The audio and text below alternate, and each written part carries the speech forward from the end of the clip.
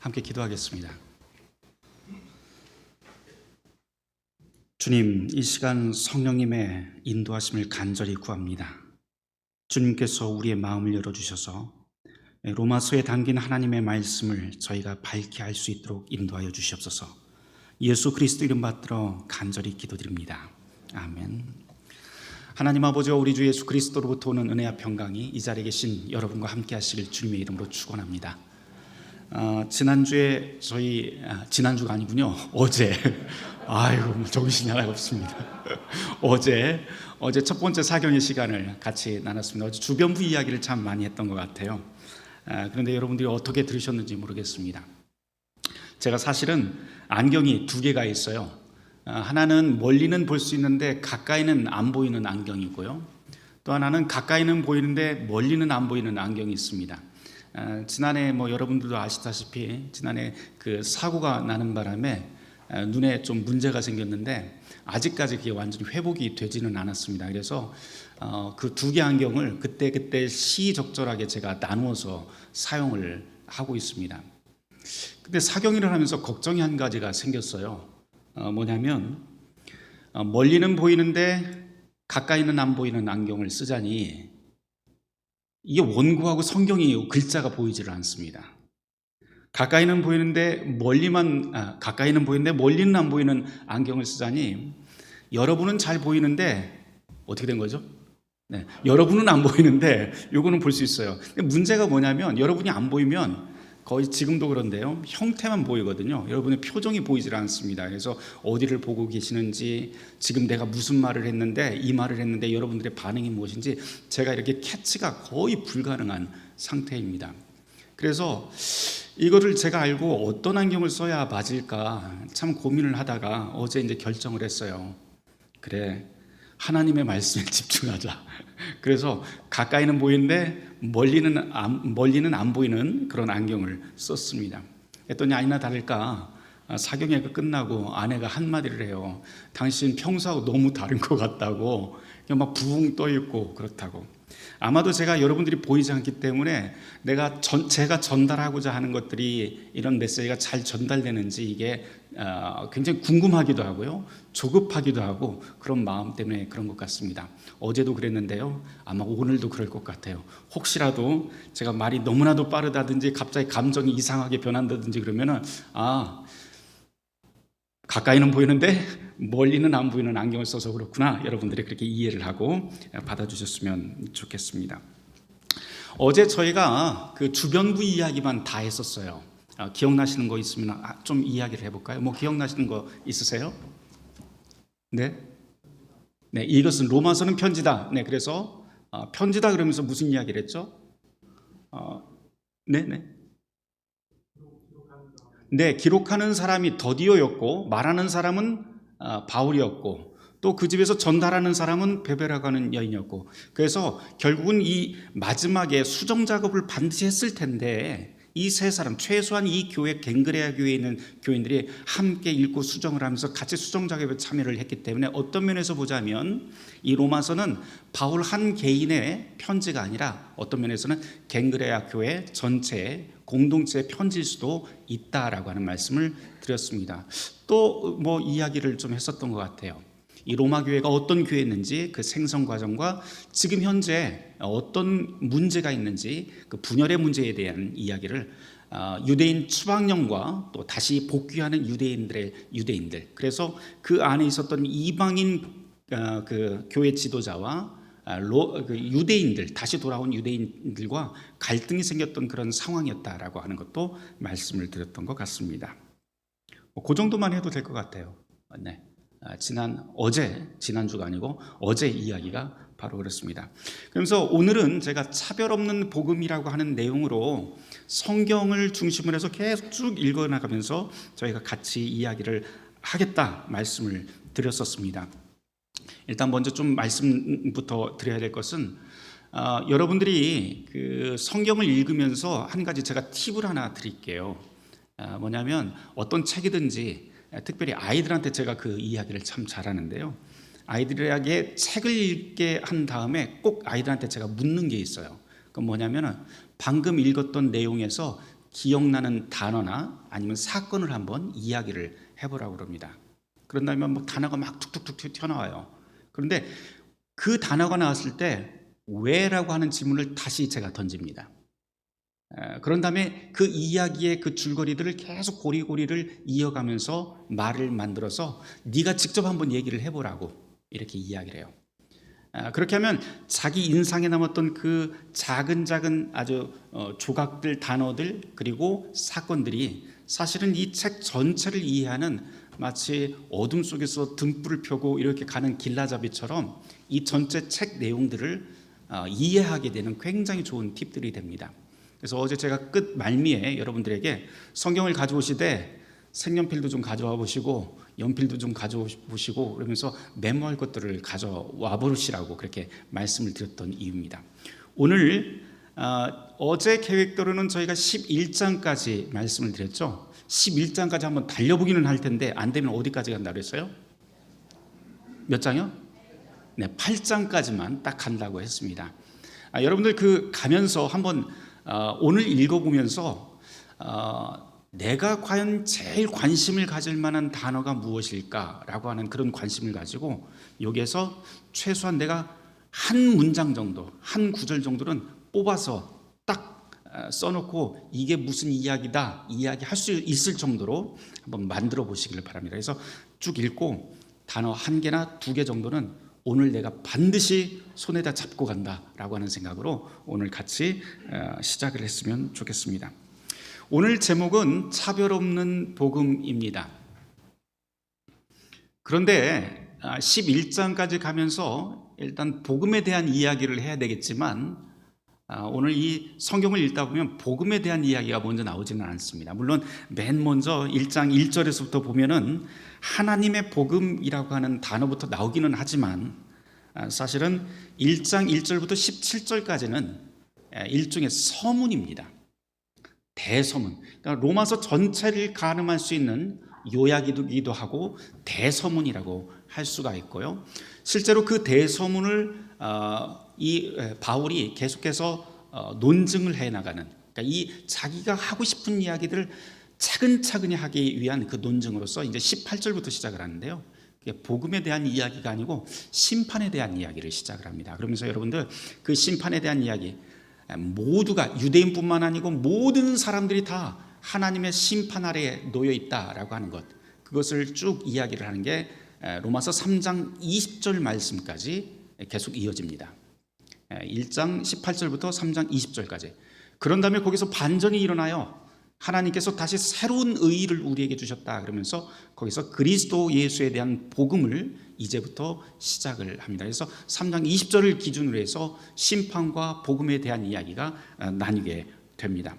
그런 다음에 하나님께 5장 21절까지 이런 하나님께서 우리에게 주시는, 우리는 심판받을 수밖에 없었지만 하나님께서는 그리스도를 통해서 우리를 구원해 주신다라고 하는 아주 큰 덩어리 이야기를 한 다음에 그 다음 6장, 7장, 8장에 대한 이야기는요, 성화, 거룩한 삶에 대한 이야기를 쭉 하고요.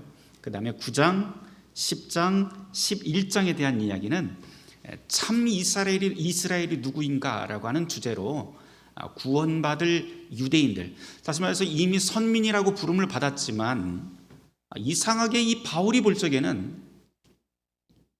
유대인들이 복음을 받아들이지를 않는 것을 보고 괴로워하게 됩니다. 그래서 하나님께서는 과연, 그러면 하나님께서는 당신의 그 약속을 끊어버리셨을까라고 하는 첫 번째 질문을 가지고요, 두 번째, 그러면은 하나님은 불의한가라고 하는 이 두 가지 질문을 가지고 논증을 시작하는 게 이제 로마서 9장의 말씀입니다. 그리고 이제 10장으로 넘어가게 되면요, 11장, 10장, 11장에서는 이방인의 구원까지도 이제 이야기를 하게 됩니다. 오늘 이제 좀 시작을 해보도록 하죠. 로마서 1장 1절부터 7절까지 말씀 우리 같이 읽어보도록 하겠습니다. 오늘 속도를 제가 좀 계산을 해보니까 아마도 1장에서는 조금 속도가 나지는 않을 거예요. 1장에서는 속도가 나지 않지만 제가 설명할 것들이 몇 가지가 있기 때문에요. 하지만 2장에서부터는 굉장히 빠른 속도로 갈 수 있을 것 같습니다. 그래서 일단 1장 1절부터 7절까지 말씀을 우리 한 절 한 절 저희하고 나눠서 같이 읽어보도록 하죠. 제가 한 절 읽고 여러분들이 한 절 읽고 읽어보도록 하겠습니다. 예수 그리스도의 종 바울은 사도로 부르심을 받아 하나님의 복음을 위하여 택정함을 입었으니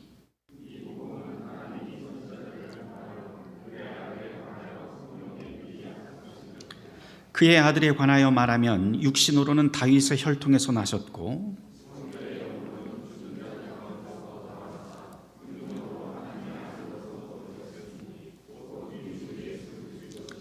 그로 말미암아 우리가 은혜와 사도의 직분을 받아 그의 이름을 위하여 모든 이방인 중에서 믿어 순종하게 하나니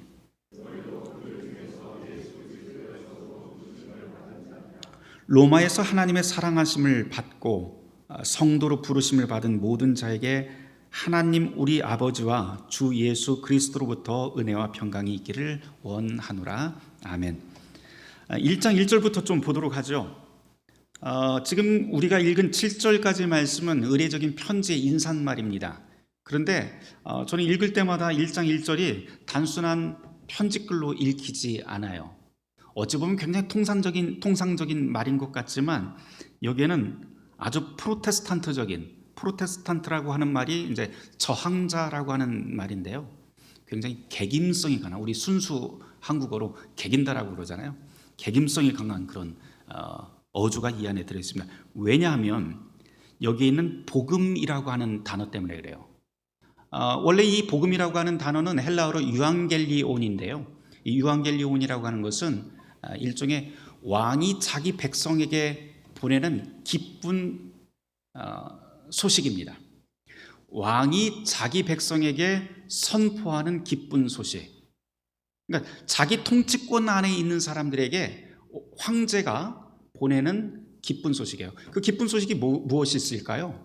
예를 들어서 밖에 나가서 전쟁에 나가서 이겨서 돌아올 때 승전보를 이야기를 할 때 이 유앙겔리온이라고 하는 포고문을 붙이게 됩니다. 이게 바로 복음이에요. 또는 황제가 아들을 낳았을 때 또 전 백성들에게 이것이 기쁜 소식이다 그러면서 포고문을 붙입니다. 이게 바로 황제가 가지고 있었던 자기 통치하는 그 백성들에게 보내는 이 포고문인데요.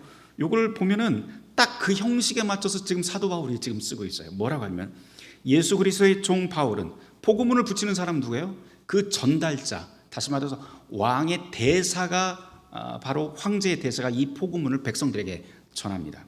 그런데 지금 바울은 뭐라고 하냐면은 황제의 종 바울 또는 황제의 사도라고 이야기를 하지 않고요. 누구의 종이라고 그래요? 예수 그리스도의 종 바울은 사도, 보내심을 받은 자라고 하는 뜻인데요. 누구한테 보내심을 받았어요? 이거는 황제한테 보내심을 받은 게 아니라 바로 땅의 황제가 아닌 하늘의 왕, 하나님으로부터 보내심을 받았다라고 이야기를 합니다. 그러면서 그 다음 구절이 뭐냐면 황제의 복음이 아니고요. 뭐라고 되어 있어요? 하나님의 복음. 하나님의 복음을 위해서 내가 택정함을 입었다라고 그렇게 선언을 하면서 시작을 합니다. 그런데 여러분 지금 여기가 장소가 어디예요? 지금 이 성경이 읽혀지는 장소가 로마잖아요. 이 도시의 왕은 누구예요? 로마 황제입니다.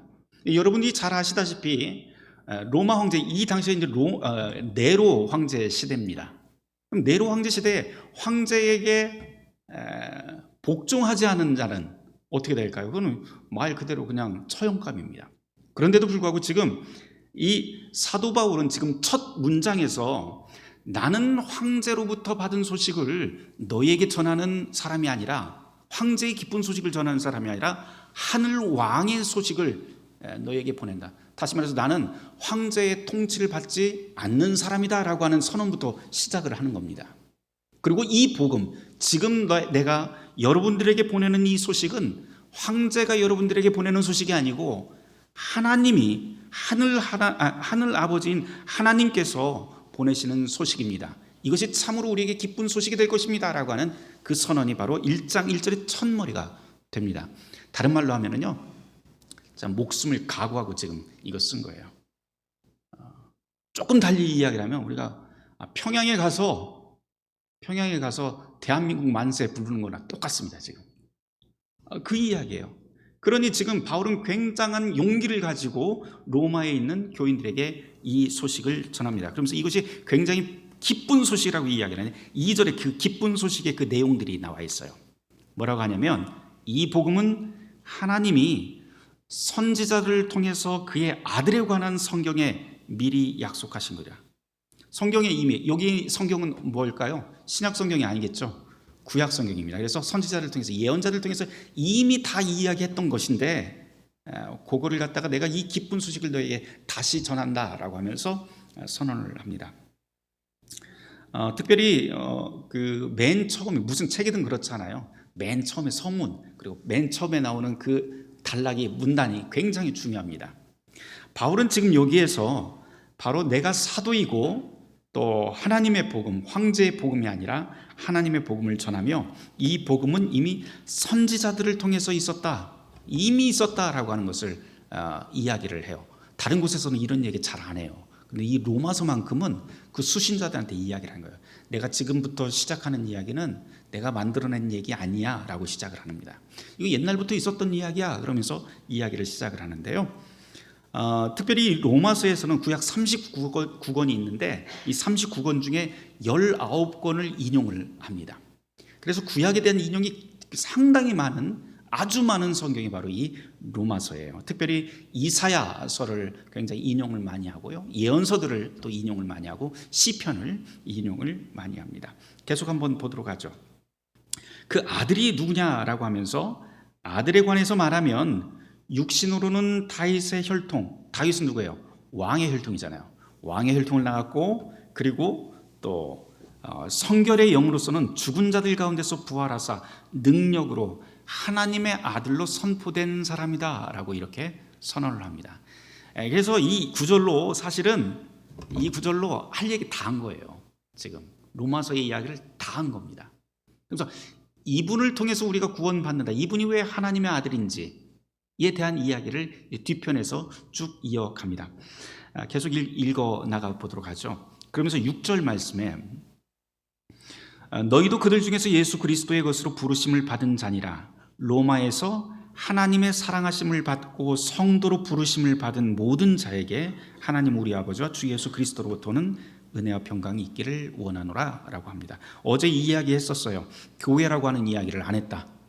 그러면서 하나님의 사랑하심을 받고 부르심을, 로마에서 부르심 받은 모든 성도라고 하는 표현을 이렇게 우회적으로 씁니다. 왜? 여기가 하나의 단일한 교회가 아니고 로마라고 하는 도시에 점조직처럼 있었던 가정교회들의 모임이었기 때문에 이런 표현을 쓰고 있기도 하고요. 또 하나는 겐그레아 교회하고 비교를 해서, 고린도 교회에 있었던 겐그레아 교회와 비교를 해서 아직 여기는 굉장히 부족하다는 거예요. 어떤 면에서 보자면. 그래서 겐그레아 교회처럼 서로가 서로를 신뢰할 수 있는 그런 교회가 되기를 내가 정말 바란다라고 하는 것을 약간 밑밥을 깔아놓고 시작을 하는 겁니다. 그 다음 8절부터 16절까지 15절까지 말씀은 어제 저희가 이야기를 했었습니다. 16절 한번 읽어볼게요. 16절 내가 복음을 부끄러워하지 않으니 이 복음은 모든 믿는 자에게 구원을 주시는 하나님의 능력이 됨이라.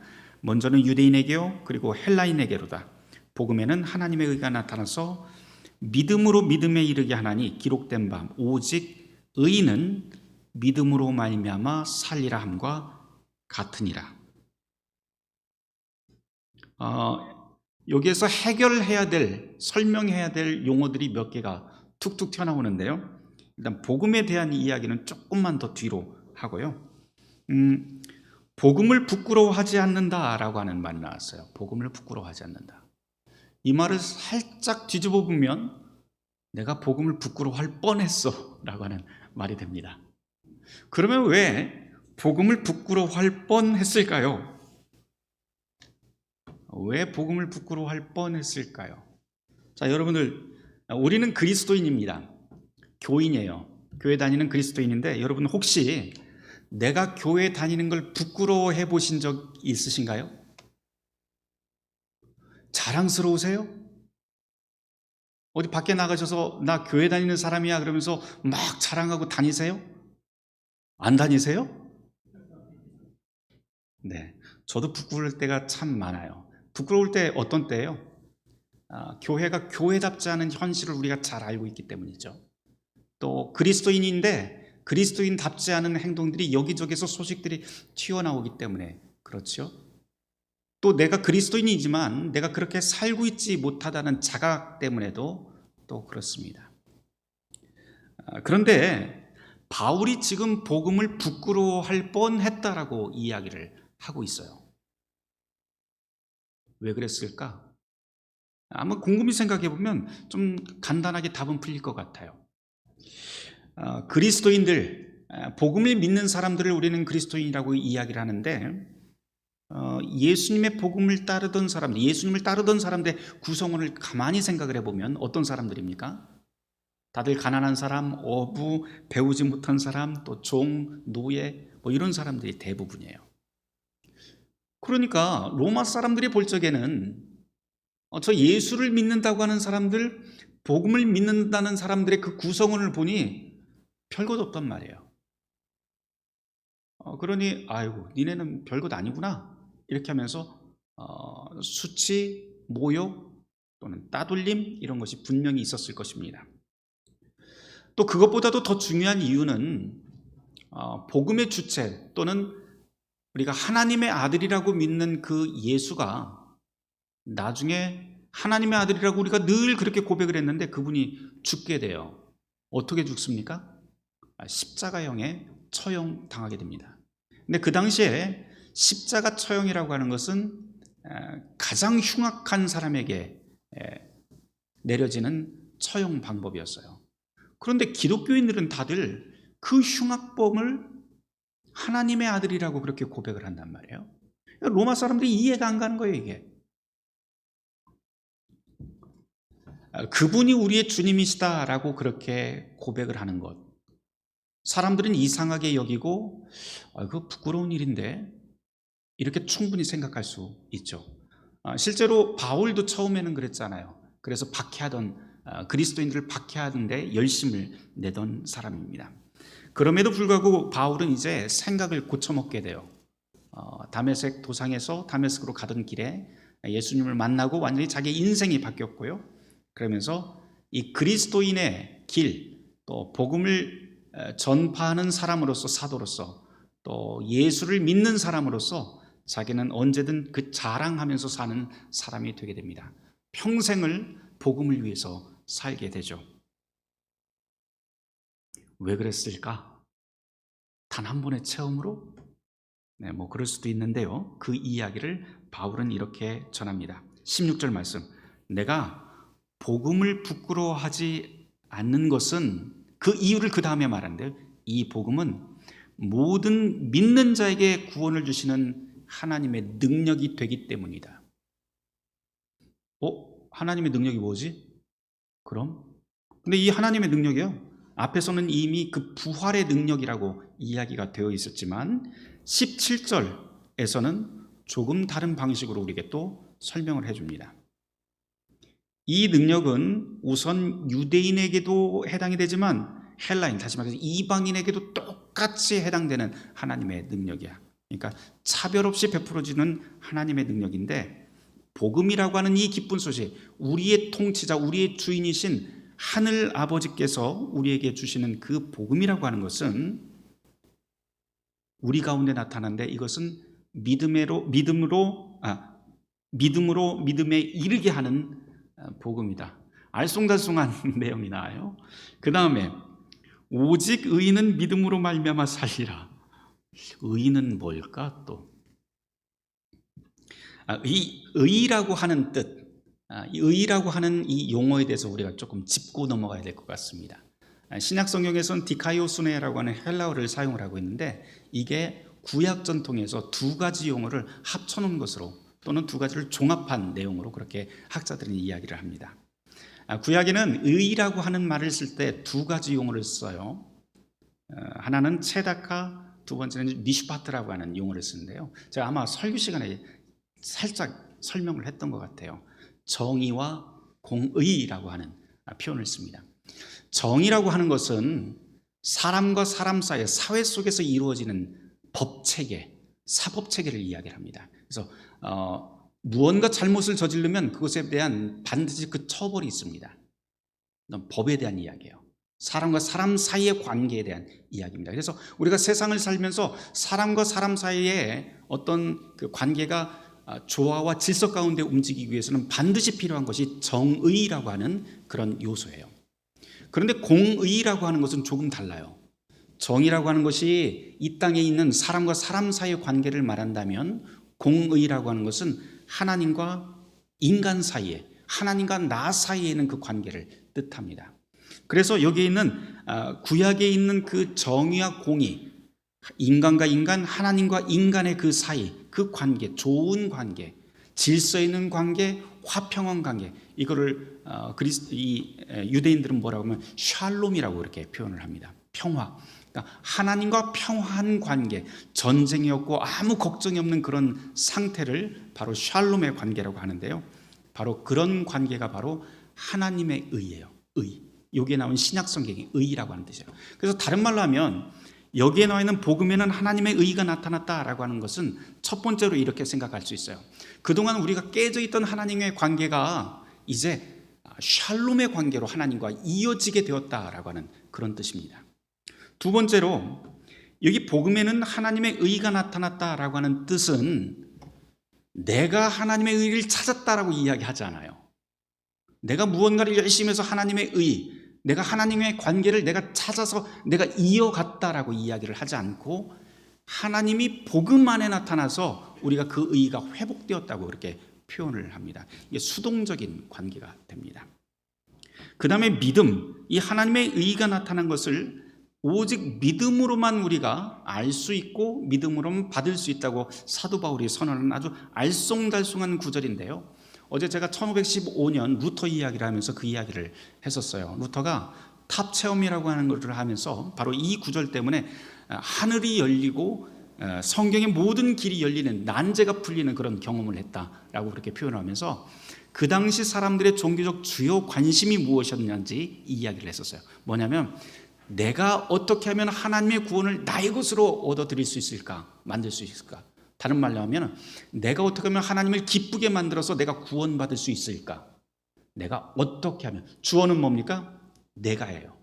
내가 하는 거에 따라서 구원받을 수도 있고 심판당할 수도 있다라고 하는 것이 그 시대 사람들의 통념이었어요, 성경을 볼 때. 근데 성경을 보니까 이 구절에서 내가 어떻게 하면 구원을 받을까라고 하는 그 방법에 대한 이야기가 아니라 오히려 하나님의 의가 복음 안으로 들어와서 나타났다라고 하는 것을 보게 됩니다.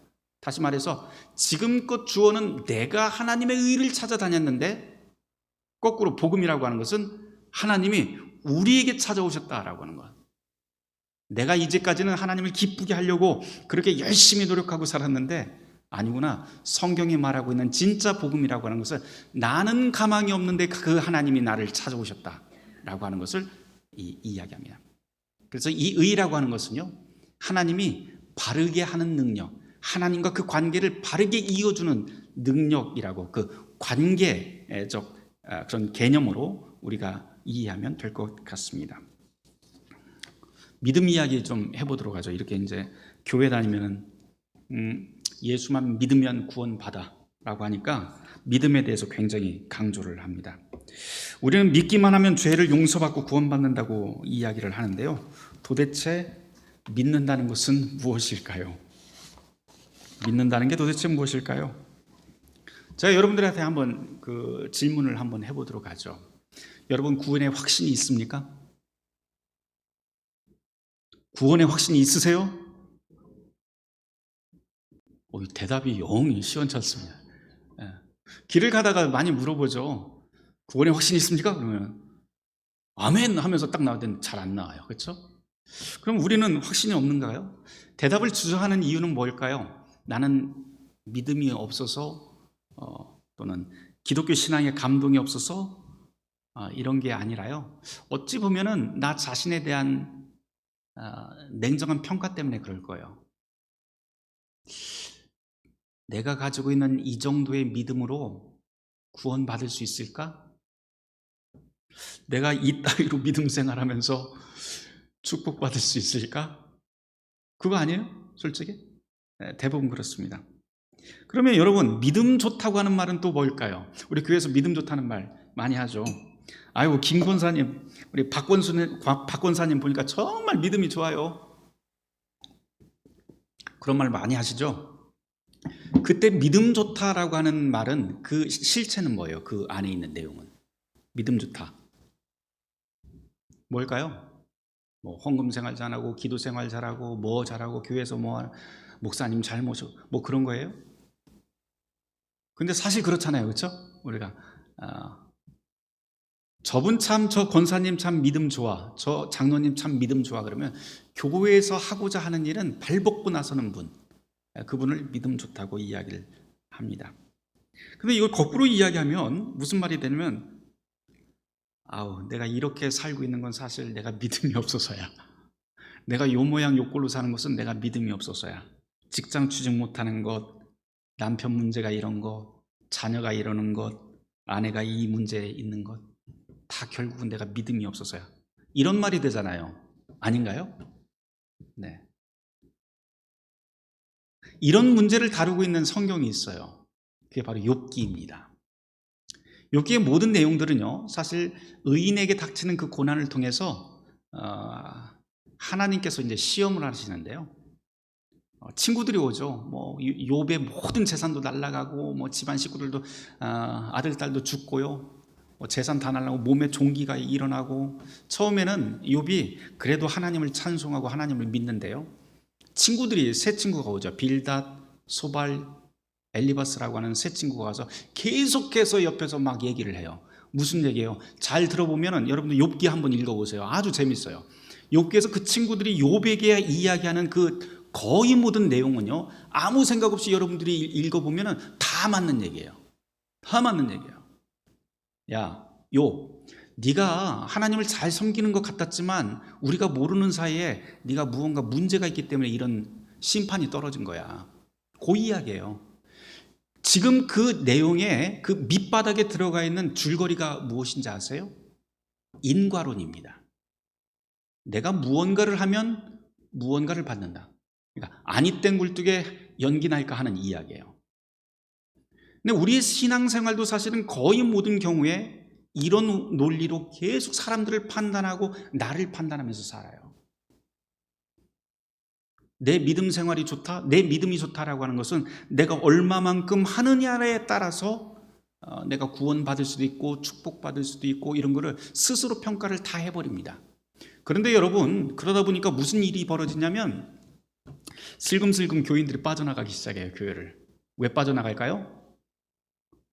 우리의 믿음이라고 하는 것은 그런 식으로 생각을 해보면 결국은 누구한테 달려 있어요? 나한테 달려 있어요. 나한테. 모든 것이 내가 하는 데 달려 있어요. 그리고 우리가 믿음 좋다라고 이야기하는 거의 모든 것들은 사실은 다 윤리적인 덕목이라든지 이런 수준으로 딱 밑으로 딱 떨어져 버립니다. 그리고 모든 판단의 기준은 나 스스로가 되기 때문에 다른 말로 하자면 내가 하나님이 되고요. 더 이상 하나님이 필요 없어져요. 그때부터는. 그래서 우리는 교회 다닐 필요가 없어지는 거예요. 나 혼자 뭐 잘 살고, 나 법 없이도 살 사람인데 내가 교회 나가면서 시간 뺏겨, 물질 뺏겨, 스트레스 받아, 뭐하러 교회를 다녀? 이러면서 교회를 나가게 됩니다. 그런데 여러분, 그거는 성경이 이야기하고자 하는 믿음이 아니에요. 그거는 신앙이 아니에요. 신앙이라고 하는 것, 요거 하나 이야기를 하죠. 유대인들이 말하는 믿음이라고 하는 피스토스라고 하는 말이 있는데요. 이전에 제가 학교 다닐 때 김선혜 교수님께서 이런 말씀을 해주시더라고요. 믿는다라고 하는 이 헬라어, 그리고 유대인들이 말하는 이 믿음이라고 하는 것은 우리가 보통 지적 동의, 맞아, 그거 맞아, 이게 아니라는 거예요. 그게 아니고 유대인들에게 아주 쉽게 이야기하면 믿음이란 그 말 때문에 1000번 목숨을 바칠 수 있는 것이다. 이렇게 이야기해요. 그 말 때문에 1000번 목숨을 바칠 수 있는 것, 그게 진짜 믿음이다. 그런데 여러분 잘 생각을 해보세요. 이 말 속에는 두 가지를 좀 주목을 해볼 필요가 있는데, 믿음이라고 하는 것은 1000번 죽는 거예요. 1000번, 내 목숨을 1000번 끊을 수 있는 것.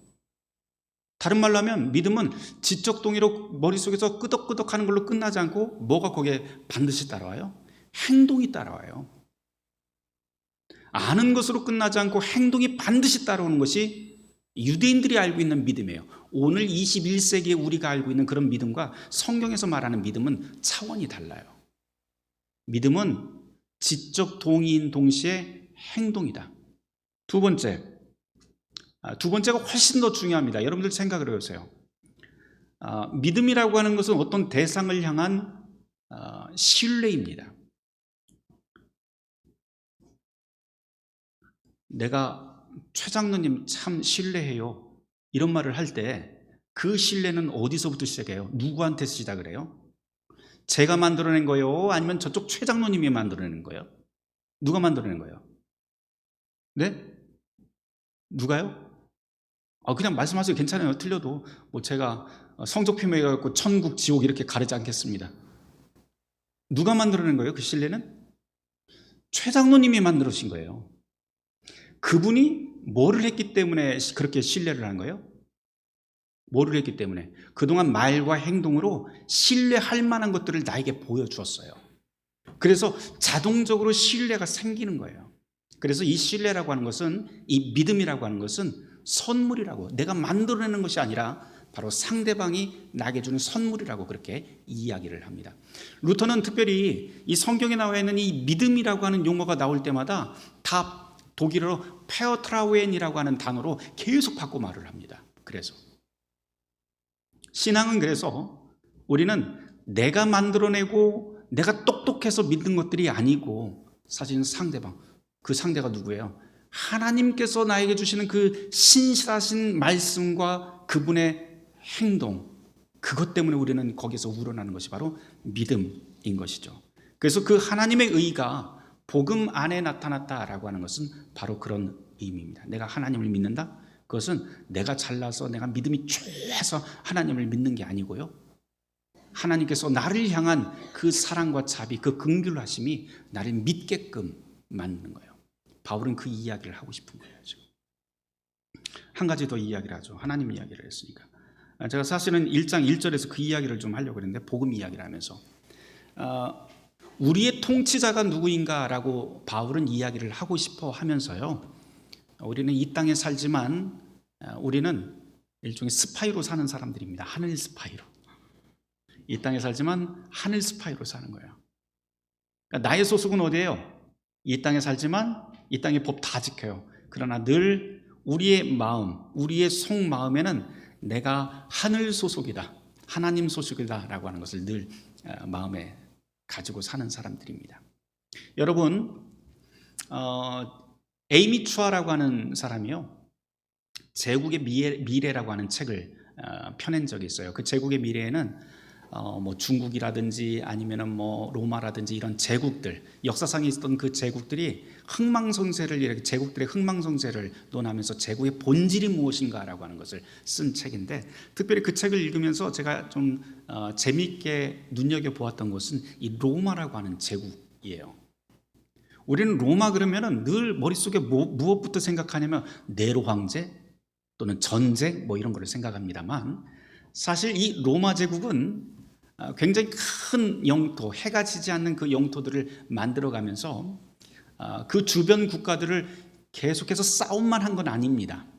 오히려 에이미 추아 같은 경우에는 무슨 이야기를 하냐면, 아직 로마 제국이 되지 못한 그 나라들이 오히려 자기가 스스로 그 나라에 편입되기를 굉장히 갈망을 했었대요. 로마 제국의 편입되기를 굉장히 갈망했고, 로마 제국 시민이 아닌 사람들이 시민이 되기를 굉장히 바랬던 나라가 바로 이 로마였다라고 이야기해요. 왜 그랬을까? 잘 보면 특이한 점들이 참 많아요. 이 로마는요, 다른 국가들에서는 출신 성분에 따라서 그 신분이 정해지지만, 로마라고 하는 곳은 열심히 일하면 가난해도 부자가 될 수 있는 나라였어요. 다시 말해서 신분 상승이 가능한 나라. 단순히 신분 상승만 가능한 것이 아니고, 여기는 자기가 노력한 대로 모든 것을 얻을 수 있는 나라라고 그렇게 이야기를 합니다. 그리고 또 가난한 사람도 부자가 될 수 있는데요, 시민만 됐다 하면 모든 안전이 보장되는 나라가 바로 이 로마였어요. 그러니 다들 이 로마 시민이 되고 싶어 했던 거죠. 로마 제국이 온다 그러면은 싸우기는 싸우는데요, 대충 싸운 다음에 져버려요. 그래서 로마가 영토를 굉장히 크게 확장을 한 요인이라고 그렇게 이야기를 합니다. 그리고 이 로마가 그 길을 통해서, 로마의 그 길을 닦는데요, 그 길을 통해서 전해준 것이 바로 평화입니다. 팍스 로마나라고 하는 표현 여러분들이 아실 때요, 그 길을 통해서 평화를 줍니다. 그러니 그 당시 사람들이 로마를 볼 때는 어떤 면에서 보면 이게 하나님의 나라예요. 어떤 면에서 보면 하나님의 나라예요. 신분 상승 가능하지, 가난해도 내가 부자가 될 수 있지, 또 이 시민만 됐다 하면은 모든 것이 안전이 다 보장되지, 그만한 게 어디 있겠어요.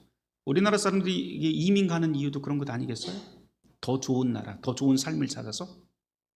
마찬가지로 이런 나라들은 사람들이, 그 당시 사람들이 굉장히 간절히 원했는데, 바울은 거기다 대고 뭐라고 이야기를 하면, 아니, 우리의 나라, 우리가 속해 있는 나라는 이 땅이 아니다. 저 로마가 아니라 바로 어디다? 하나님의 나라이다. 하나님이 통치하시는 나라가 사실은 궁극적으로 우리가 목표를 삼아야 될 그런 나라다라고 하는 것을 이야기를 합니다. 그 나라는 하나님의 방식이라고 하는 전혀 다른, 로마 제국의 방식과는 전혀 다른 방식으로 하나님께서 그 나라를 이루신다라고 하는 것이죠. 자, 이제 조금 더 빨리 가보도록 하죠. 일단 의인이라고 하는 말만 좀 풀고 죄인이라고 하는 말도 좀 이야기를 한 다음에 좀 빨리 좀 넘어가도록 하겠습니다. 네, 시간상 가능할 것 같아요. 믿음 이야기를 했는데요, 의인이라고 하는 말은 또 무슨 말일까요? 의인이라고 하는 말은 어떤 말이에요? 의로운 일을 해서 의인입니까? 아까 하나님의 의라고 하는 말을 하면서, 단어를 이야기를 하면서 관계 이야기를 했었어요. 하나님과 이어진 사람, 바르게 이어진 사람이 바로, 바르게 있는 것이 바로 하나님의 의다라고 얘기했으니까, 여기서 의인은 무슨 의로운 일을 하는 사람을 의인이라고 부르지 않아요. 성경에서는. 그 의인의 진짜 뜻은 뭐냐면 하나님과 바르게 이어져 있는 사람이 의인입니다. 그러니까 여러분들 성경 읽으면서 오해하지 마세요. 아셨죠? 뭐라고요? 의인은, 자, 따라서 해보자. 의인은 하나님과 바르게 이어져 있는 사람이다. 의인의 반대가 뭐예요? 죄인. 죄인은 어떤 사람일까요? 간단하잖아요. 답이 나왔잖아요. 그렇죠? 죄인은 하나님과 관계가 깨진 사람이다. 끊어진 사람이다. 이렇게 보시면 아주 간단합니다. 최근에 신간 가운데, 기독교 신간 가운데 나디아 볼즈 웨버라고 하는 분이 있어요. 아주 특이한 분이죠. 이분이 그 온몸에 다 문신도 있고요, 막 여기저기 귀걸이 코걸이 다 했습니다. 루터교 목사님이에요. 여자 목사님인데, 이분 미국 목사님인데요, 전 세계적으로 굉장히 유명한 분입니다. 이분이 뭐 마약촌이라든지 이런 사람들한테 복음을 전하고 막 이래요. 자기도 그런 일을 했었기 때문에 신학을 하고 그런 다음에 그 사람들에게 복음을 전하기 위해서 합니다. 왜 당신은 그렇게 문신을 하고 이상한 옷 입고 귀걸이 코걸이를 하고 그렇게 돌아다니냐고, 마약 먹은 사람들 뭐 이런 사람들하고만 어울리냐고 얘기했더니, 그 사람들에게도 복음이 필요하고 주님께서 거기로 가셨다시피 나에게도 오셨는데 나도 역시 그 일을 하고 싶어서 내가 이렇게 한다고 이야기를 해요. 근데 이 나디아 볼즈 웨버가 최근에 어쩌다 거룩하게라고 하는 책을 한국에 번역이 됐어요. 이분 책에. 거기에 이런 인상적인 구절이 있어서 여러분에게 좀 읽어드립니다. 죄란 인간이 망가진 상태다.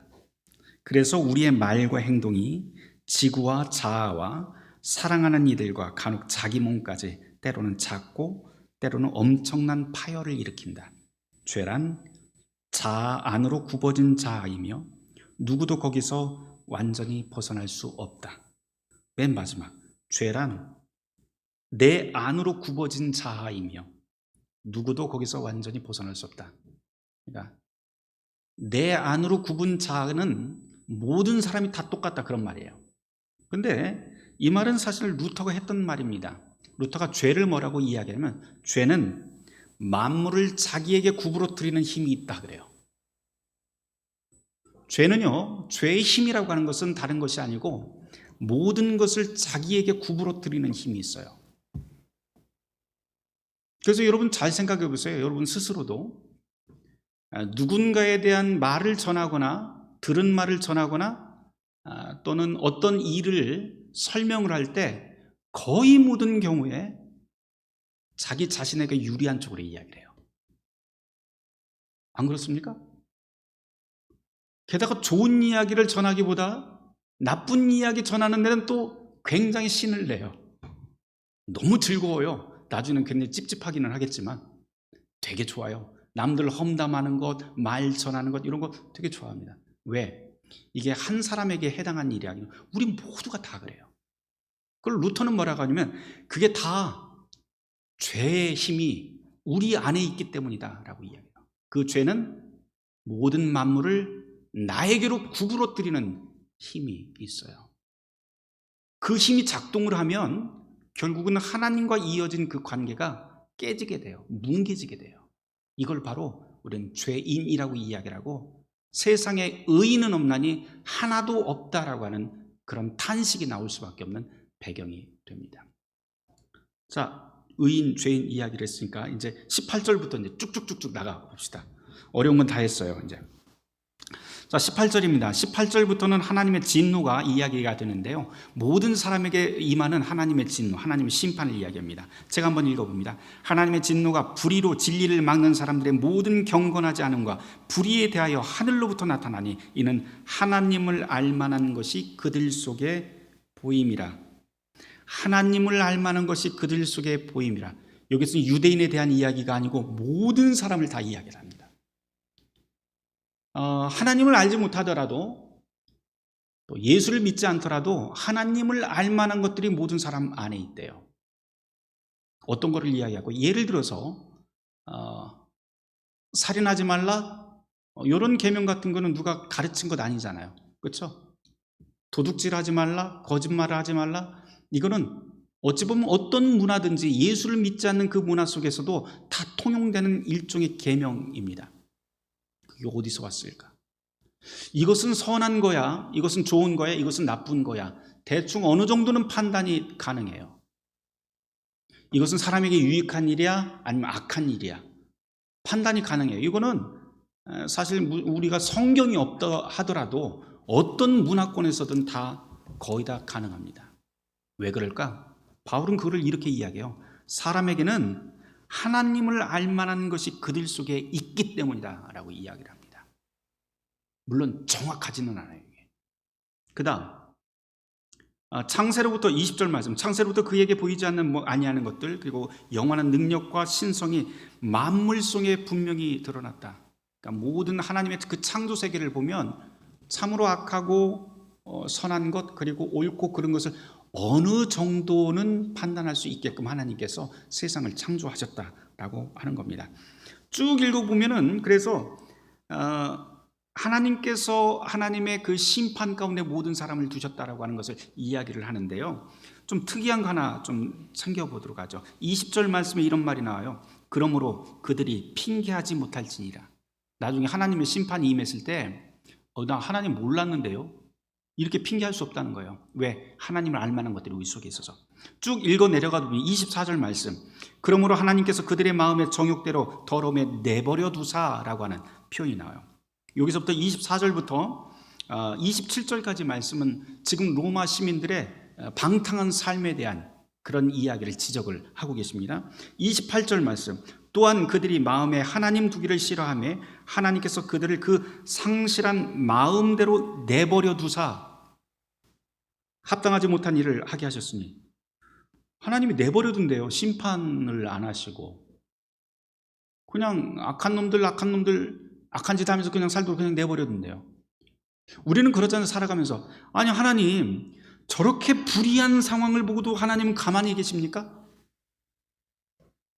아니 저런 놈들 왜 심판 않고 그냥 번개 팍 하고 왜 이런 거 안 하세요? 이런 기도 막 화딱지나서 할 때 있어요. 그렇죠? 근데 하나님이 뭐라고 하냐면 바울은 내버려 둔대요. 내버려 둔대요. 성경을 읽으면서 여러분들 성경 옆에 보면은 또는 밑에 보면은 기억 니은 해서 이렇게 쭉 써 있는 관주가 붙어 있는데요. 그 관주들 잘 이용을 하시면 좋겠어요. 그래서 이상한 이해가 안 가는 그 구절이 있으면 그 관주를 보고 한번 다른 구절을 찾아보면 굉장히 도움이 되실 텐데, 내버려 두사라고 하는 28절 말씀 관주를 보면 예레미야 6장 30절로 되어 있습니다. 한번 제가 찾아볼게요. 네, 예레미야 6장 30절 말씀인데요. 27절부터 제가 한번 읽어보도록 하겠습니다. 27절. 내가 이미 너를 내 백성 중에서 망대와 요새로 삼아 그들의 길을 알고 살피게 하였노라. 내버려 두는 이야기를 지금 시작을 하는 거예요. 하나님께서 내가라고 하면서 하나님이 이미 너를, 예레미야를 내 백성 이스라엘 중에서 망대와 요새로 삼아서 이 이스라엘 사람들의 길을 알리고 그리고 살피게 했다라고 하는 말이 27절 말씀, 28절 말씀. 그런데 이 이스라엘 사람들이 여전히 다 심히 반역하고 비방하고 돌아다니고 그들은 놋과 철이 되어버렸고, 놋과 철이 된다고 하는 것은 뭐예요? 완고하다는 거예요. 아무리 이야기를 해도 듣지 않는다는 거예요. 그 다음 사악하게 되었다. 사악한 자라. 그 다음 말씀 29절 말씀.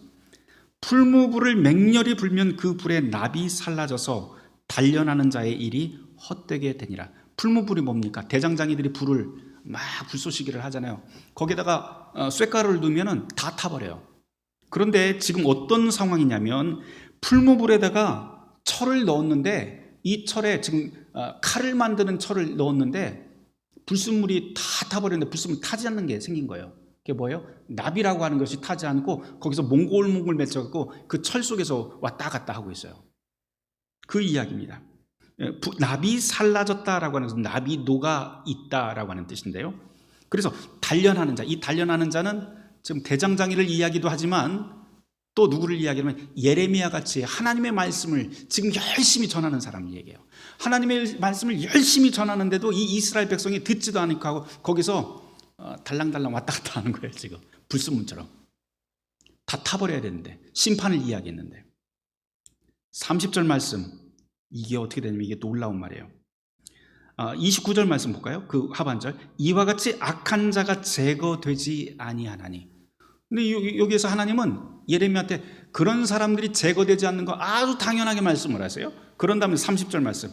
사람들이 그들을 뭐라고요? 내버린 은이라 부르게 될 것이다. 납이 녹아서 달랑달랑거리면 그 색깔은 은처럼 보여요. 밖에서 보면은. 그런데 하나님은 뭐라고 하냐면 결국은 내버려 던져질 것을 사람들에 의해서 그냥 육이 될 거라고 하는 뜻이에요. 다시 말해서 하나님께서 그들을 버리신다고 하는 이 심판의 말씀인데요. 일단 하나님의 그때가 오기 전까지는 그냥 내버려 두겠다는 거예요. 그러니까 너무 걱정하지 말래요. 여기에서도 오늘 로마서 1장에서 지금 내버려 둔다라고 하는 그 말씀이 거듭해서 나오는데 바로 그 이야기입니다. 악한 사람들은 사실 자기가 그렇게 악한 짓 하는지 모르는 경우 상당히 많죠. 그런데 주변 사람들은 알아요. 그래서 계속 손가락질하고 그 사람은 계속 외톨이가 됩니다. 그러다가 맨 마지막에 심판받게 됩니다. 하나님의 때에. 그 이야기입니다. 자, 2장으로 넘어가 보도록 하죠. 하나님께서는 그 모든 사람에게 그 심판이 있다라고 이야기를 하는데요. 바울이 2장으로 넘어가면 특이한 게 뭐냐면 2장 1절 말씀. 그러므로 남을 판단하는 사람아 누구를 막론하고 네가 핑계하지 못할 것은 남을 판단하는 것으로 네가 너를 정죄함이니 판단하는 네가 같은 일을 행함이라. 내가 비방했으면 나도 비방받게 된다는 그런 뜻이기는 한데 중요한 것은 1장에서 지금 하나님의 심판을 이야기할 때 모두 다 주어가 뭐였냐면 그 대상이 심판받는 대상들을 주어를 그들이라고 하는 말을 썼었어요. 근데 2장으로 딱 넘어가면 뭐라고 돼 있어요? 너 이렇게 돼요. 크게 말하다가 갑자기 화살을 확 줄여갖고 너 그래요. 여기에서 너는 누구일까요? 로마교회 교인들을 이야기를 합니다. 니네 핑계할 거 하나도 없어. 니네가 바로 심판받을 사람이야 라고 하면서 직격탄을 내립니다. 12절 말씀. 무릇 율법 없이 범죄한 자는 또한 율법 없이 망하고 율법이 있고 범죄한 자는 율법으로 말미암아 심판을 받으라. 하나님 앞에서는 율법을 듣는 자가 의인이 아니요 오직 율법을 행하는 자라야 의롭다 하심을 얻으리니 율법 없는 이방인이 본성으로 율법의 일을 행할 때는 이 사람이 율법이 없어도 자기에게 율법이 되나니, 그러면서 이제 심판을 지금 누구누구에게요? 로마 교회 안에 있는 유대인과 이방인 둘 다 니네들 끝났어, 이런 이야기예요. 하나님의 심판을 받을 수밖에 없어. 하나님의 율법을 가졌다고 하는 니네들은 율법 때문에 망하게 될 것이고, 그 율법이 너희들을 고소해서 결국은 너희들을 심판하게 될 것이고, 율법 없다고 하고 나는 율법을 몰랐어 라고 이야기하고 있는 이방인 그리스도인들은 너희들의 행위대로 바로 심판을 받게 될 것이야 라고 이야기를 합니다. 17절 말씀, 심판에 대해서 계속 이야기를 하는데요, 이 17절 말씀이 굉장히 중요한 것 같아요. 유대인이라 불리는 내가 율법을 의지하며 하나님을 자랑하고 율법의 교훈을 받아 하나님의 뜻을 알고 지극히 선한 것을 분간하며 맹인의 길을 인도한다라고 이야기해요. 보면 유대인들은 율법을 자랑을 해요. 나 하나님 앞에 율법 받았어? 그러면서 자랑을 합니다. 그리고 그것도 의지하고 자랑도 하고 가르치기도 하고 하나님의 뜻을 잘 알고도 있고요. 그리고 선한 것과 악한 것도 분간도 기가 막히게 잘해요. 그런데 21절서부터 보면은 바울이 무슨 이야기를 하냐면, 다 필요 없고 왜 너는 행동 안 해? 이거예요. 너는 잘 알고 가지고도 있고 잘 알기도 하고 분간도 잘하는데 왜 너는 안 해? 이거예요. 21절 제가 읽어볼게요. 그러면 다른 사람을 가르치는 네가 너 자신은 가르치지 않아? 도둑질하지 말라 선포하면서 너는 왜 도둑질하고 있어? 간음하지 말라 하면서 너는 왜 간음해? 우상 섬기지 말라고 하면서 왜 우상 섬겨? 이야기해요. 25절 말씀, 내가 율법을 행하면 할례가 유익하지만 만일 율법을 범하면 내 할례는 무할례가 되느냐. 나중에 이 할례 이야기 계속하겠습니다. 28절 29절 말씀이 굉장히 중요한 말씀이죠. 무릇 표면적 보이는 유대인이 유대인이 아니야. 표면적으로 보이는 할례가 아니야. 29절 말씀, 오직 이면적 유대인이 유대인이며 할례는 마음에 할지니 영에 있고 율법 조문에 있지 아니한 것이라. 그 칭찬이 사람에게서 아니라 다만 하나님에게서니라. 마음속에서 우러나는 것들, 그게 진짜지 겉으로 보이는 걸로 하나님 판단하지. 이 말을 다른 말로 하면 하나님께서는 우리의 외모로 판단하지 않으시고 중심을 보신다는 그 말씀이 여기도 그대로 적용이 됩니다. 3장으로 한번 가보도록 하죠. 3장에서는 전체 내용이 모두 다 심판받는다요. 모두 다 똑같아요. 2장하고 똑같아요. 그런즉 유대인의 나음이 무엇이냐? 할례 유익이 있다고 니네들 자꾸 자랑하느냐? 그거 자랑하지 말아라 라고 이야기를 합니다. 9절 말씀으로 가보도록 하죠. 그러면 어떠냐? 우리는 나으냐? 결코 아니라. 유대인이나 헬라이나 다 죄 아래에 있다고 우리가 이미 선언했다.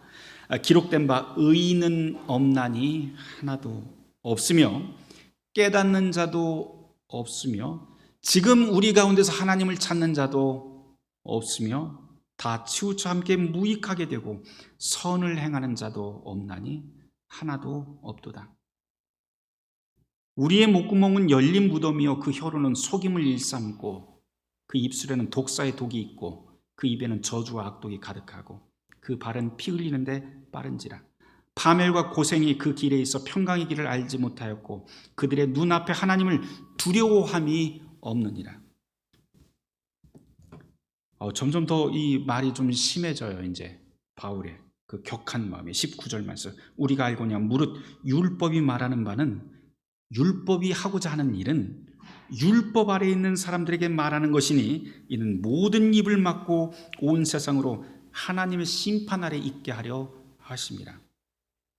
그러므로 20절 말씀, 그러므로 이제 요약해요. 앞에 있는 모든 내용들 한꺼번에 한 줄로 요약합니다. 그러므로 율법의 행위로 그의 앞에 의롭다 하심을 얻을 육체가 없나니 율법의 기능은 뭐예요? 죄를 깨닫게 하는 것이다. 여기까지는 이제 심판에 대한 이야기를 합니다. 그런데 여기서 이제 21절에서 반전이 시작이 돼요. 이렇게 따지면은 20절까지는 모두가 다 심판받아 다 죽을 수밖에 없는 상황이 됩니다. 근데 21절 말씀, 이제는 율법 외에 하나님의 한 의가 나타났다. 그 율법과 선지자들에게 이미 이전부터 증거가 되어 있는 것인데 곧 그리스도를 믿음으로 말미암아 모든 믿는 자에게 미치는 하나님의 의인이 차별이 없느니라. 이 구절은 조금 더 설명이 좀 필요할 것 같아요. 여기에 그리스도를 믿는 믿음이라고 했는데요. 신학자들은 이 딱 짧은 구절 가지고 굉장히 치열하게 싸웁니다. 왜냐하면 두 가지 번역이 가능하기 때문에 그래요.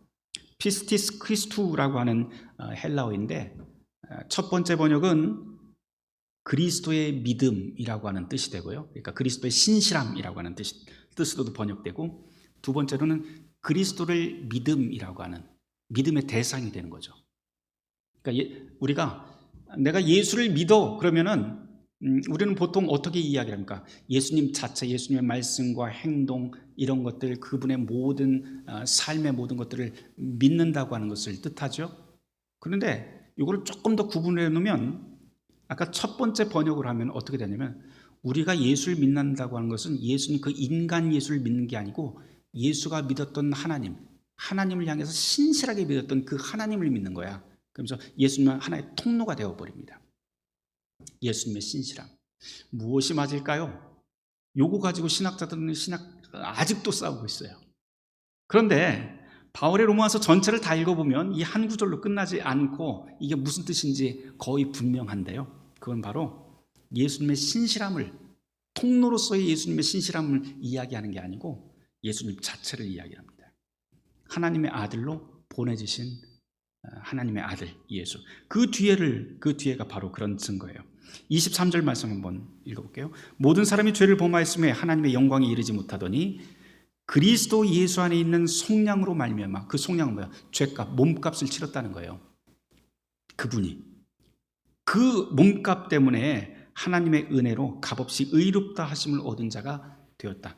값없이 의롭다 하심을 입었다는 건 무슨 말이에요? 하나님과 이제 관계가 이어졌다. 바른 관계가 드디어 예수님의 그 몸값 때문에 우리가 이어졌다라고 합니다. 화목제물에 대한 이야기가 이제 25절부터 쭉 나오죠. 그러면서 27절 말씀에 그런즉 자랑할 때가 어디 있느냐? 있을 수가 없느니라. 그러니까 내가 스스로 무엇을 했다고 자랑할 게 하나도 없어.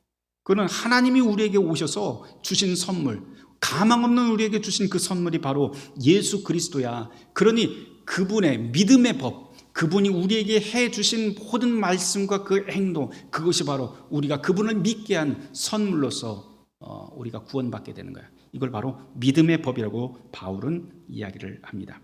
그러면서 28절, 그러므로 사람이 의롭다 하심을 얻는 것은 율법의 행위에 있지 않고, 율법의 행위는 뭐예요? 내가 무언가를 열심히 하는 거죠. 그게 아니라 오직 믿음의 법, 믿음으로 되는 줄 우리가 인정하노라.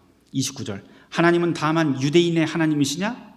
또한 유대인뿐만 아니라 이방인의 하나님도 된다라고 이제 선언을 합니다. 그러면서 할례자도 믿음으로 말미암아, 또한 무할례자 이방인도 믿음으로 말미암아 의롭게 되는데 그분이 바로 하나님 때문에 그렇게 되는 것이다 라고 선언합니다. 4장으로 넘어가 보도록 하죠. 4장, 그런즉 육신으로 우리 조상인 아브라함이 무엇을 얻었다 하리요. 여기서 이제 믿음의 조상 아브라함 이야기가 시작이 됩니다. 제가 중요한 구절만 읽은 다음에 아브라함 이야기 조금 더 해보도록 하죠. 3절 말씀, 성경이 무엇을 말하느냐? 아브라함이 하나님을 믿음에 그것이 그에게 의로 여겨진 바 되었느냐. 우리가 믿음의 조상 아브라함 이야기 많이 하죠. 뒤쪽으로 넘어가 보도록 하죠. 10절 말씀, 그런즉 그것이 어떻게 여겨졌느냐? 할례시냐? 다시 말해서 믿음의 조상이라고 불린 때가 할례 받은 다음이냐? 아니면 할례 받기 전이냐? 이 이야기를 이제 바울이 물어보는 거예요. 왜냐하면 이스라엘 사람들은 할례를 바로 하나님의 선택의 증거로 이야기를 하고 있었기 때문에 바로 이 할례가 굉장히 중요합니다. 그런데 우리가 모두 믿음의 조상이라고 이야기하는 이 아브라함은 과연 하나님의 은혜를 할례 받기 전에 받았느냐? 받은 다음에 하나님의 은혜, 선택을 받았느냐? 이걸 물어봐요. 언제 받았을까요? 할례 받기 전입니다. 저쪽 뒤로 한번 보도록 할까요? 우리 창세기 한번 확인을 해보죠. 창세기 12장부터 창세기 12장, 15장 이렇게 보려고 하는데요. 창세기 12장은 아브라함이 부르심을 받는 때예요. 창세기 12장 1절 말씀입니다. 여호와께서 아브라함에게 이르시되 너는 너의 고향과 친척과 아버지의 집을 떠나 내가 내게 보여줄 땅으로 가라. 내가 너로 큰 민족을 이루고 내게 복을 주어 내 이름을 창대하게 해. 너는 복이 될지라. 이거 늘 하는 이야기잖아요. 근데 이 복을 왜 줬을까요? 아브라함이 뭐 하나님한테 잘한 거 있어요? 하나도 없어요. 위에 보면 데라의 족보 나오는데요. 족보가 쭉 나오는데 그냥 족보 이야기하다가 갑자기 하나님께서 아브라함 딱 불러갖고 복 주신대요. 밑도 끝도 없이. 그냥 하나님의 전권이에요. 이걸 우리가 소위 주권이라고 이야기하는 대목이 여기서부터 시작을 해요. 하나님의 선택. 15장 한번 보도록 할까요? 15장은 아브람과 그 횃불 언약을 맺으시는 장면인데요. 하나님께서 환상 중에 아브람에게 임하셔서 말씀을 하세요. 아브람아 두려워하지 말아라. 나는 내 방패요 너의 지극히 큰 상급이라. 아브람이 말합니다. 주 여호와여 나한테 뭘 주려고 합니까? 나 자식 없는데 어떻게 하실랍니까? 내 상속자는 이 다메섹 사람 엘리에셀입니다. 아브람이 또 이르시되 주께서 내게 씨를 주지 아니하셨으므로 내 집에서 길린 자가 내 상속자가 될 것입니다 라고 이야기를 해요. 하나님이 또 말씀하시죠. 그가 네 상속자가 아니라 네 몸에서 진짜 나올 거야. 걔가 될 거야. 그러면서 이야기를 합니다. 그러면서 밖으로 데리고 나면서 하늘의 별을 막 보여주세요. 잘 안 믿어요. 그래도. 그런데 뒤쪽으로 가보도록 하죠. 깊은 잠에 아브라함이 듭니다. 12절 말씀부터. 해가 지고요. 깊은 잠에 들었는데 하나님께서 17절에 보면 해가 져서 어두울 때 연기 나는 화로가 보이며 타는 횃불이 쪼갠 고기 사이로 지나가더라. 18절. 그날에 여호와께서 아브라함과 더불어 언약을 세웠다고 그래요. 이걸 횃불 언약이라고 불러요. 그런데 지금 고기를 하나 놓고요. 쪼갠 사이로 횃불이 지나가는 것은 사실 고대 근동에서 나라와 나라가 계약을 맺을 때 하는 그런 모습입니다. 나라 왕과 왕이 계약을 맺을 적에 뭐 종이에다 뭘 쓰고 이런 계약서가 없었기 때문에 큰 황소 한 마리 잡고 반으로 딱 자른 다음에요. 피가 막 나잖아요. 흥건한 거기를 둘이 손을 잡고 거기를 지나가요. 딱 지나간 다음에 딱 돌아서요. 그 의미는 무슨 의미냐면 둘 중에 한 명 만약에 이 계약을 파기하면 어떻게 된다? 딱 요렇게 된다. 그 선언이에요. 그런데 지금 아브라함에게 이런 횃불의 약속, 복의 약속을 하고 횃불 언약을 할 때 아브라함은 동의 안 했어요. 사실 잠자고 있잖아요. 근데 하나님이 끌고 가면서 직접 쪼개요. 누가 손해예요? 이 약속.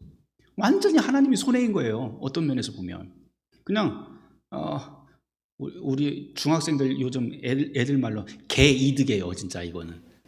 아브라함 완전 개이득이에요. 그렇게 한 거예요. 그 다음에 한번 보도록 하죠. 17절 진짜 이야기가 여기 나옵니다. 17장 말씀. 이제 할례 언약의 표징으로서 할례를 주시는데요. 99세 때 여호와께서 아브라함에게 나타나십니다. 17장 1절입니다. 그에게 이르시되 나는 전능한 하나님이니까 너는 내 앞에서 행하라. 완전하라 라고 이야기해요. 온전해야 된다. 구별되어 있어야 된다. 뭐 그런 말이죠. 그러면서 이름을 바꿔주세요. 옛날에는 열방의 열국의 아버지라고 하는 이름이었지만 이제는 모든 민족의 아버지라고 하는 뜻으로 아브라함이 아니고 아브라함이라고 내가 부르겠다. 그러면서 9절 말씀부터 해서 할례를 주는 약속을 하세요. 그러면서 할례를 받으라고. 너희는 남자도 너희 중 남자는 다 할례를 받을진데 이것이 나와 너희와 너희 후손 사이에 지킬 내 언약이 될 것이다. 하나님께서 이제 이 할례 표징을 보고 지켜주시겠다고 약속을 합니다. 12절 말씀. 너희의 대대로 모든 남자는 집에서 난 자나 또는 너희 자손이 아니라 이방 사람에게서 돈으로 산 자를 막론하고 난 지 8일 만에 다 할례를 받으라. 할례 받지 아니한 14절 말씀. 할례 받지 아니한 남자 곧 그 포피를 베어내지 아니한 자는 백성 중에서 끊어지리니 그가 내 언약을 배반하였습니다. 자, 이스라엘 사람들 유대인들이 내가 선택된 백성이요 하나님의 정말 은혜로운 자녀라고 이야기하는 근거를 보통 다 할례라고 이야기를 해요. 그런데 이 할례는 하나님께서 아브라함에게 복을 주시기 전이냐 아니면 후냐라고 하는 걸 로마서에서 묻습니다. 4장에서. 결과는 뭐예요? 아브라함이 한 거 아무것도 없었다는 거예요. 그러니까 아브라함이 믿음의 조상이다라고 하는 말은 다른 말로 하자면은요, 우리하고 똑같은 거죠. 우리가 하나님께 아무것도 안 해도 믿음의 자녀가 될 수 있다라고 하는 그런 가능성이 된다고 하는 게 이 로마서 4장의 이야기입니다. 아브라함 이야기를 통해서. 5장 말씀 볼까요? 5장으로 갑니다. 5장 1절 말씀. 그러므로 우리가 믿음으로 의롭다 하심을 받았으니, 그러니까 하나님께서 그런 신실한, 우리가 한 것 아무것도 없는데도 불구하고 하나님께서 우리를 선택하시고 당신의 약속을 주시고 당신의 백성으로 삼아주셨던 그 선물, 그 믿음으로 우리는 의롭다, 하나님과 연결이 되었다. 그러므로 우리 주 예수 그리스도로 말미암아 이제 하나님과 더불어 화평을 누리자. 여기서 하나님과라고 되어 있는데요, 원문을 보면 하나님을 향해 화평을 누리자. 그러니까 하나님을 향해서 우리가 이제 모든 마음과 우리의 삶의 모든 방향이 하나님과 이어져 있는 거예요. 거기서 뭐를 누려요? 화평을 누린다. 샬롬을 누린다. 전쟁이 없는 상태, 근심 걱정이 없는 상태, 모든 것이 하나님 뜻 안에서 이루어지는 상태가 된다는 것이죠. 누구 때문에? 예수 그리스도 때문에. 보통 이 신약 성경에서 말미암아라고 하는 단어가 나올 적에는 통하여라고 하는 의미도 있고요, 또는 때문에라고 하는 의미도 그 안에 들어있어요. 그래서 만약에 읽는데 말미암아라고 하는 이 단어가 나와서 조금 이게 읽는데 거침이 되면 바꿔서 한번 읽어보세요.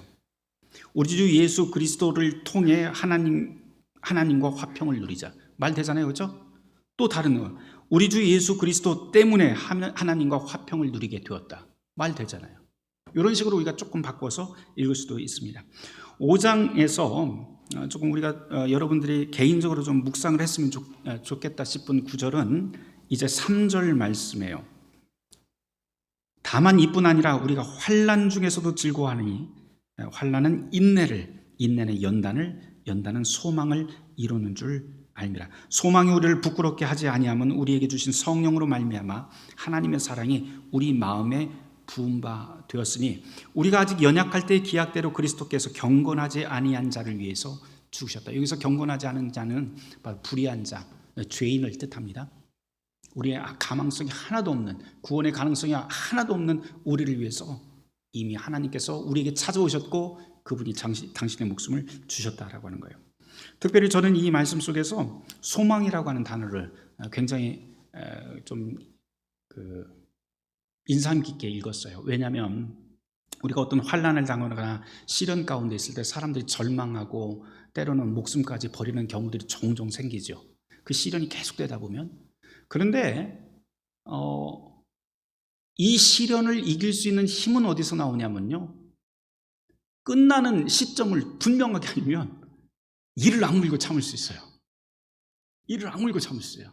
이 고통이 끝나는 시간이 있구나, 그걸 알면 이 일을 악물고 참을 수 있는데, 그렇지 않을 경우에는 중간에 우리가 포기하게 됩니다. 자포자기하게 돼요. 성경에서는 알파와 오메가가 바로 우리의 주 예수 그리스도 하나님이시라고 그렇게 우리에게 선언을 합니다. 알파와 오메가라고 하는 것은 모든 끝에 하나님께서 계신다는 거예요. 모든 끝에 그리스도 예수께서 계신다는 거예요. 우리의 시련 맨 끝에 하나님께서 끝을 정해놨다고 하는 그런 의미가 됩니다. 여기에서도 똑같이 환난 중에도 우리가 즐거워할 수 있는 그 이유는, 우리가 환난을 통해서 이거 지겨워 죽겠네, 나 죽겠네가 아니고, 이것이 바로 인내를 만들고 우리를 연단케 하고 또한 그 가운데서 끝을 알고 있기 때문에 우리는 거기서 소망을 가질 수 있다라고 하는 그런 의미로도 우리가 볼 수 있습니다. 11절 말씀. 그뿐 아니라 이제 우리로 화목해 가신 우리 주 예수 그리스도로 말미암아 하나님 안에서 또한 즐거워하느니라.